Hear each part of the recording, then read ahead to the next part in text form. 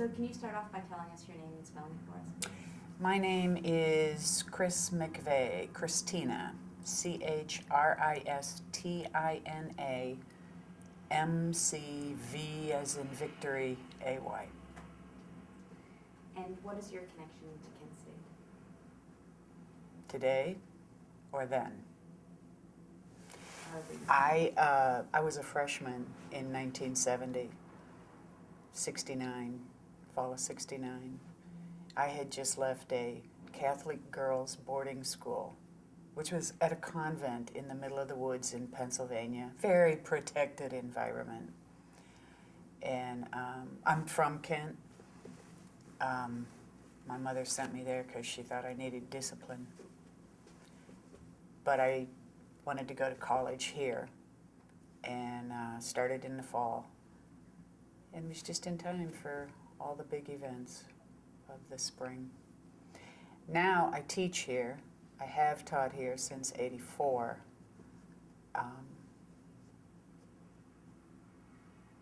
Which is sometimes bizarre. But I was there for the whole, all the events leading up to the shootings. And what's your memory of the events leading up to the shootings? You know, I always tell students about Friday night. I think Friday night was really very important. It was a beautiful, beautiful Friday. It was a beautiful weekend, much like today. And some friends and I were in a bar just right across the street over here. The building it burned down, I think it was 76. But there was a little bar right by the train tracks called the Rathskeller. And we were in there totally unaware that there was this protest going on North Water Street, protesting the invasion of Cambodia that Nixon had announced the evening before. We were just sitting in the bar talking about the invasion of Cambodia, talking about Tricky Dick, talking about things college students talk about over a few beers. And at midnight, the police came in. It was right around midnight. The police were sent into all the bars, flipped on the lights. Everybody out in the streets, the bars are closed. And it was the mayor who evidently told the police to do that because of the demonstration on North Water Street. And that was the stupidest thing. It's midnight. There's like, I don't know how many students, probably 2,000 milling around on this nice Friday night. Many of them wanted to stay in the bars until 2. So they turned them out on the street. And there's policemen in riot gear right here on South Water Street, standing across the bridge, and on North Water Street. They're just shoving students up to campus. My friends and I lived in a house up on West Main Street. We couldn't go there. They just shoved us up on campus. And so word spread around the crowd, rally tomorrow at noon on the Commons. People were pissed. So, I'm a townie, always have been. I still get aggravated with townspeople who say, oh, the students were rampaging through downtown, and well, yeah, the police were shoving them and pushing them, and it's no wonder windows got broken, and yeah, it's no wonder. So I think that event was really the catalyst for the whole thing. I think Mayor Leo Satrum was he'd made a bad call. And then he did again, of course, when he called the governor on Saturday. What else do you remember about that weekend? Well, I was there for everything. I remember the burning down of the ROTC building. And I remember seeing students, cutting the hoses. I cheered them. But another thing I tell students, I like to point out to students, is it was essentially a small wooden building. It was not a big brick academic type college campus building. It burnt pretty fast. It was pretty easy. In fact, I remember my dad telling me the next day, my dad, conservative Republican, saying to me that they were supposed to tear down those barracks a few years earlier, so might as well have got rid of them, or one of them. Now, he changed his tune after the shootings, but I remember Saturday night. I remember the guardsmen arriving on campus. I remember bayonets. Now, I'm a chicken.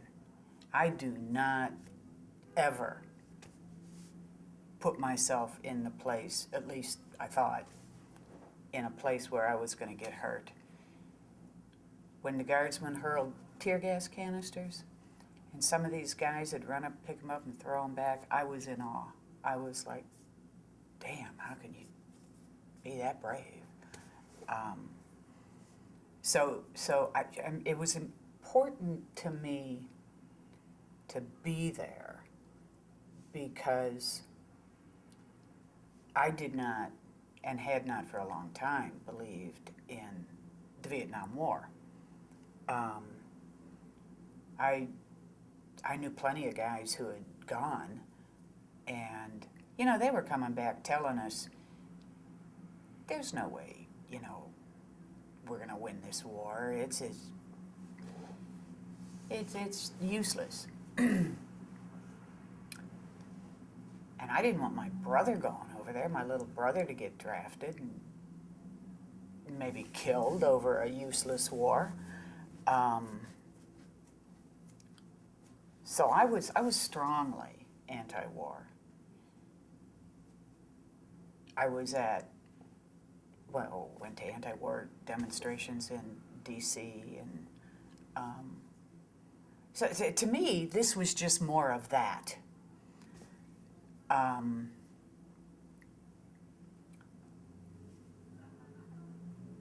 remember Sunday when everybody, was just kind of milling around, and it was a almost friendly atmosphere between the students on campus and the guards posted along the way.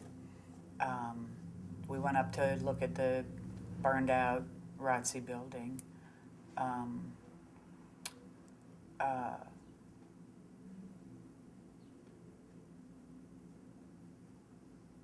then things got, I don't have much recollection of Sunday night. It's 40 years. But Monday's real clear.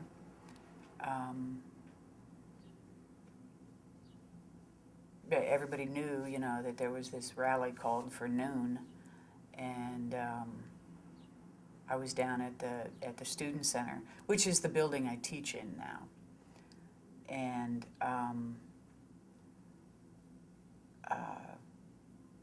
the crowd's gathering on the Commons, and the guardsmen are telling us that it's an illegal assembly, which seemed silly.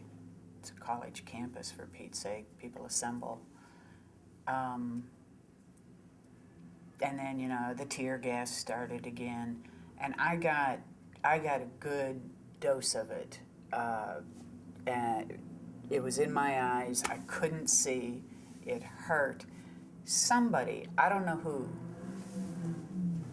pulled me into Prentice Hall and into a restroom and actually led me up to a sink and turned the water on for me so I could rinse out my eyes. And once I could open them again and see, I walked out of Prentice Hall, and the parking lot was right there to my right. And it didn't look like there was all that much going on at the moment. And I saw friends of mine standing in the grass right across the parking lot. And I started walking toward them. And then that's when the guard got down on their knees and aimed their guns.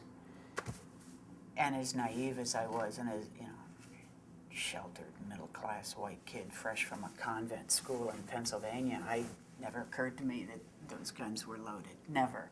And certainly that they would shoot at us. Even though I'm looking at them, pointing their guns at us. And so they got back up, and they're walking, looked like back over the hill, and whatever confrontation had been going on, as far as I was concerned, was over. And there were some people cheering, the guard are leaving. And so I continued walking towards my friends, and then that's when they spun around and shot. But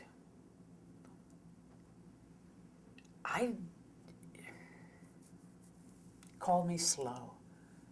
I didn't realize what they were doing. I mean, I stood there, wondering what's that sound?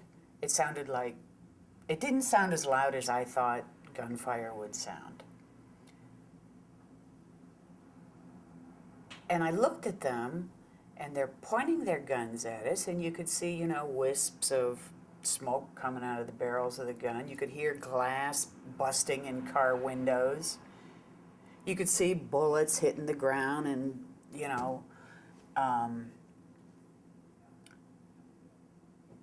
but I stood there. And, there's that one tape that shows everybody running, and I must not have stood there as long as I did, because I don't see any figure there standing still. But I know I did for at least some seconds, until a guy behind me who was down behind a car yelled, "They're shooting, get down." And I thought, no, they're not. But then I looked, and yes, they are, and I jumped down behind that car, and that's when I got scared. That's when I really got scared. I think my heart started pounding really hard, and I know the thought went through my head, they're going to march through this parking lot and shoot us all. And then it stopped.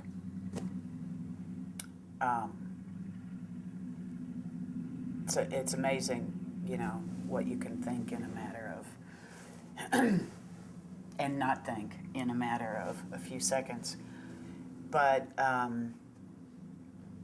when I stood up, I had, if the guardsmen were that way, and I was behind this car, and I stood up, and pretty much the first thing I saw was Allison Krauss right there. And her boyfriend, Barry, was picking up her head. You could see she was trying to talk, and her eyes were moving.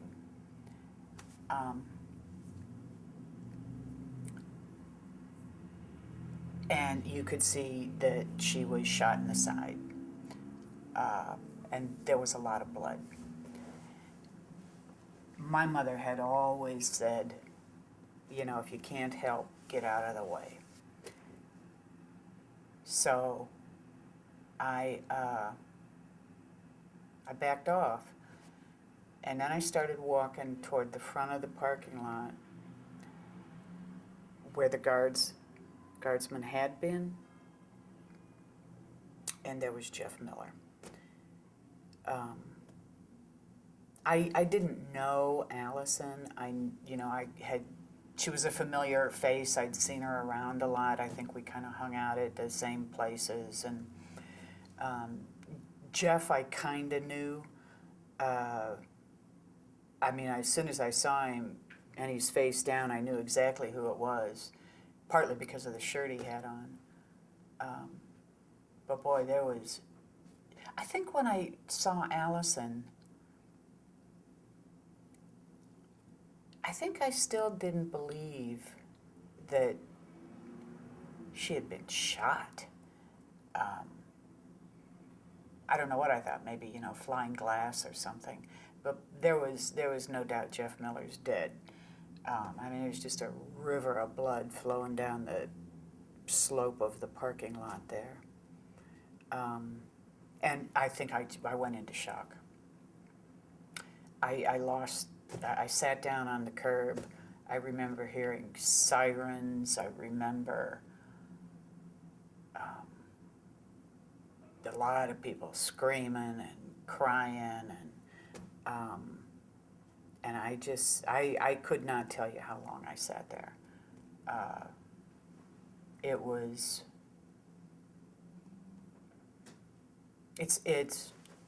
It's almost like, time stood still and moved real fast at the same time.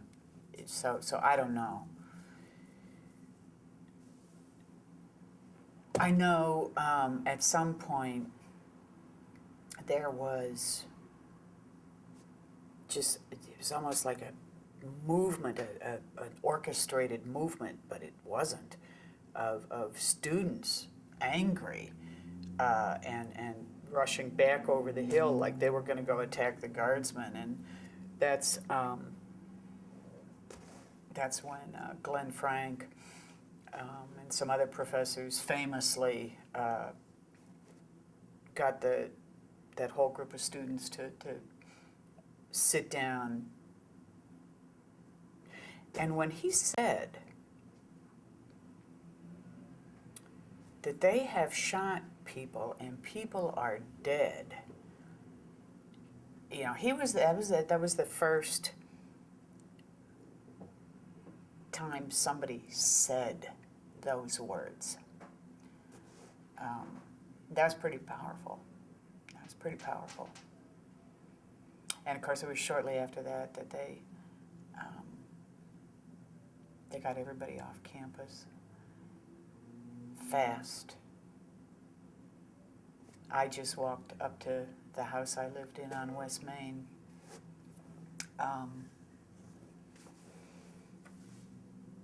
And Kent was under martial law. Couldn't buy alcohol anywhere. It was a strange experience being here then. And the FBI, now I was a freshman. Freshmen were required to live either at home with their parents or on campus. My parents lived out on East Main Street. I'm living in a house with 3 friends, 3 male friends, brothers, on West Main Street.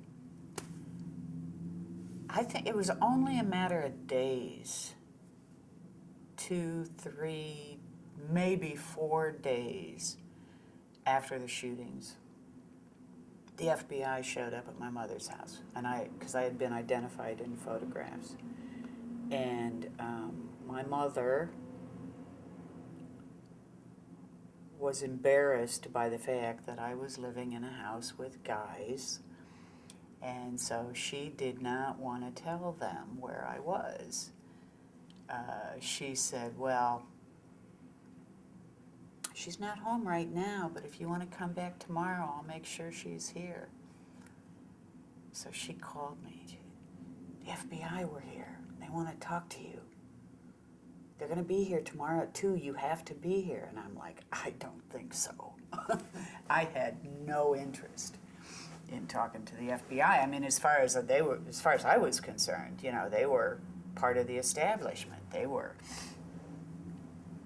for Pete's sake, you know, they were run by J. Edgar Hoover, who tried to sabotage the civil rights movement. These were not the good guys, as far as I was concerned.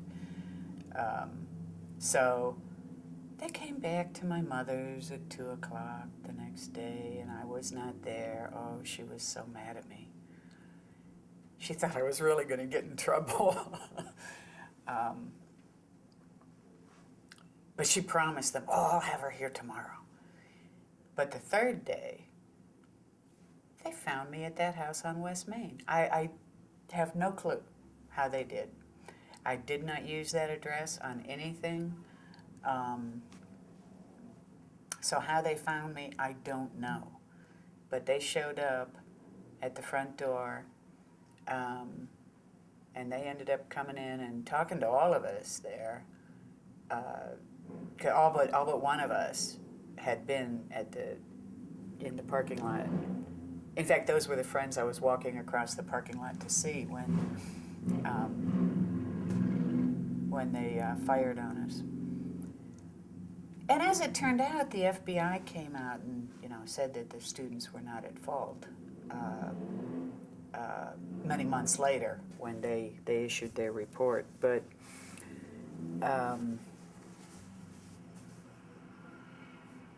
that was kind of interesting.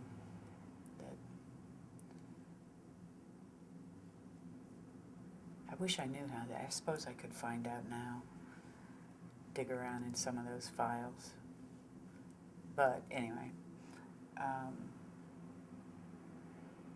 by May 30th, I was on an airplane out of here with the intention of never coming back. I went to Europe. I bummed around Europe for almost a year. I was done with this place. It's too violent. You know, JFK died when I was in, what grade would I have been in? So, 7th or 8th grade? And then you had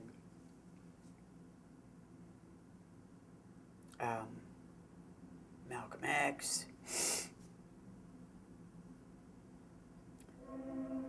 Martin Luther King, Robert Kennedy, and then a friend of mine at the boarding school I had gone to committed suicide in October '69. And then there was the shootings. It was just too much. It was just too much. So I went to Europe with the intention of never coming back. But I did. I'm here.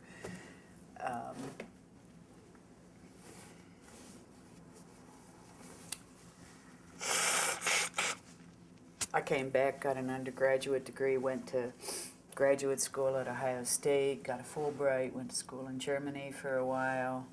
Then I came back here. I was working on a PhD in the English department and never finished it. But I was invited to teach in the Department of Pan-African Studies, and I've been there ever since. It's really kind of ironic. That building was the old student center, and that's where I go to work every day. And when I pull into the parking lot behind our building, you know, there's the whole scene right there. So it's with me every day. Every day. But I hardly ever go to the commemoration events. They just make me angry. And I cannot really explain why, but they do. Yesterday, I was just telling her there, before you started taping. Yesterday, I was going to go to the event where they dedicated the historic plaque. It was held in my building, in the auditorium in my building. And I walked up there up to the auditorium and stepped inside the doorway, and it was just a room full of administrator types in suits, and I just couldn't do it. It was, what do they know about this? Which is silly, but that's my response. But I have to say that I am really glad, even though I don't attend, I'm really glad that the administration is no longer trying to hide everything that happened.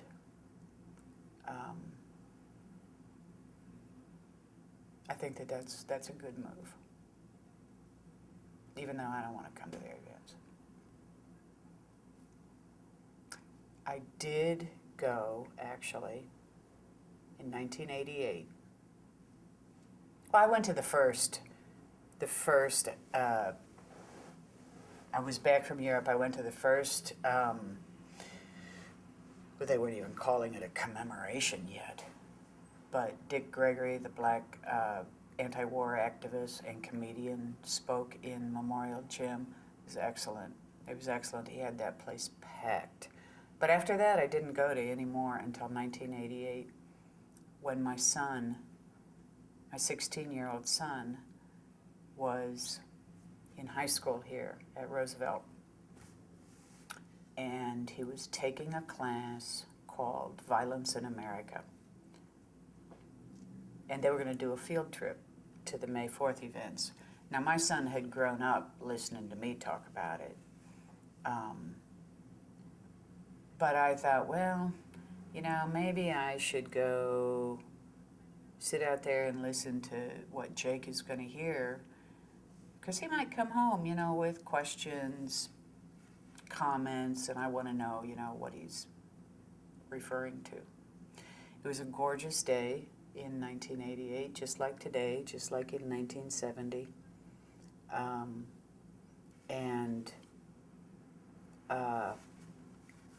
The hillside, you know, curves like this, and they have the speaker there.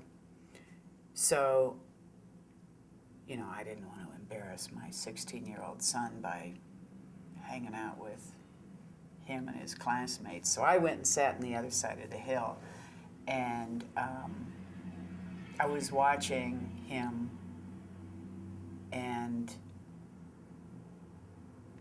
it was kind of amusing. I mean, he wasn't paying any attention whatsoever to the speakers. He's over there trying to flirt with college girls. And the thought went through my head.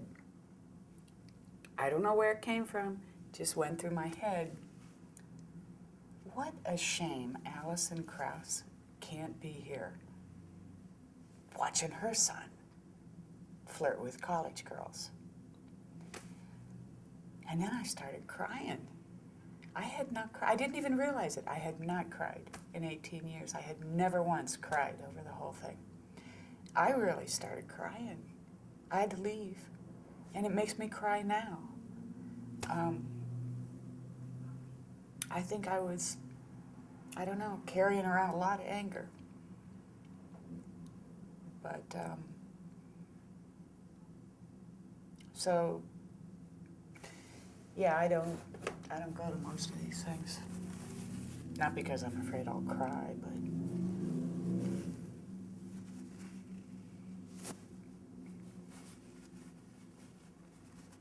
I have always felt, even though I didn't know her, a connection to Alison. Because I'm very aware that if one of those guardsmen had been aiming, I don't know, an inch more to the left, then it would have been me. And maybe she would have been watching her son doing something. But,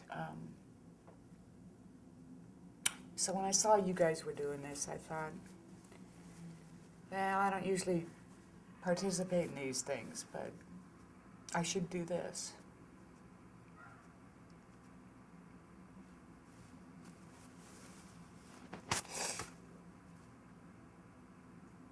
do you tell your students about what happened that day?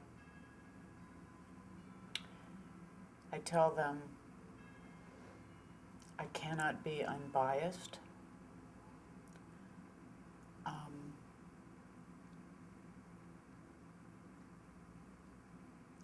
I tell them my personal experience, and they seem to be very interested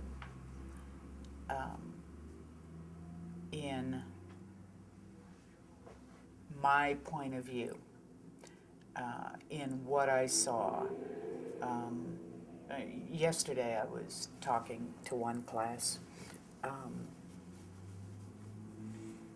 and a student asked,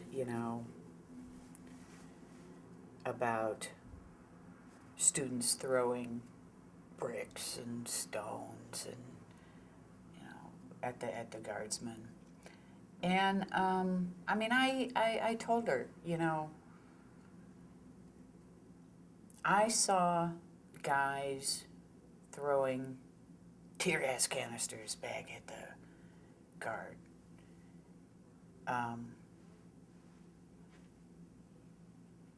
But I do not recall seeing people throw bricks. You would have had to go. The only place you're going to find bricks was at the construction site for the student center. That was a ways away. In some of the photographs, it doesn't look like it's too far. But students would have had to been running back and forth to get bricks. How many bricks can a student run with at one time? I don't think very many. I did not see bricks being thrown. That doesn't mean there were none. But I didn't see it. I pretty much tell my students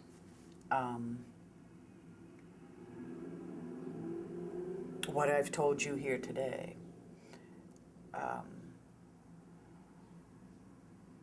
I try to use it as an opportunity to remind them that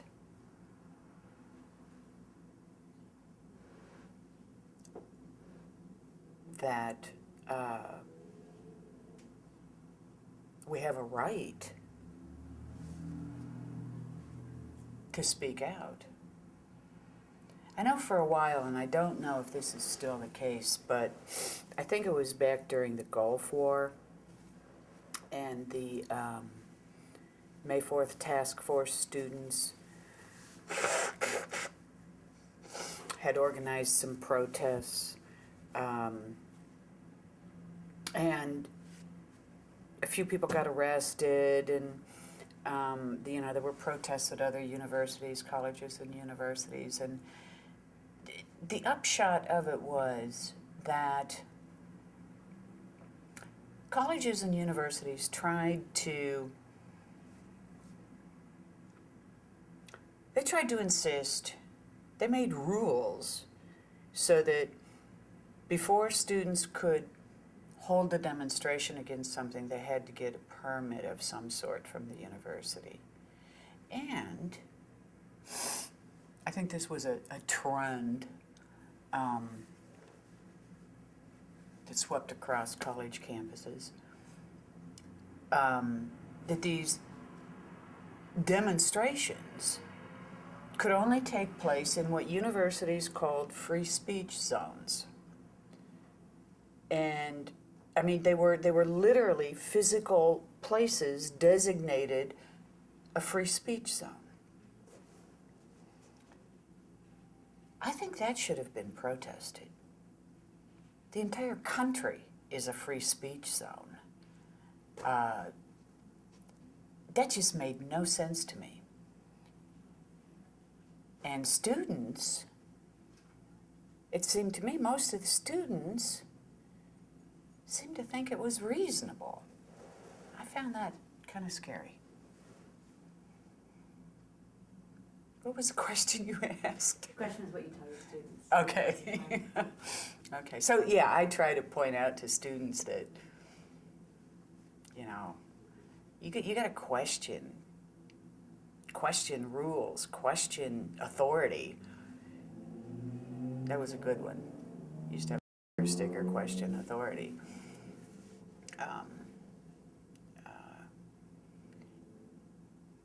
I do fear that, of course, students today have a much different relationship with their parents than we did. And that's another thing that I try to explain to students.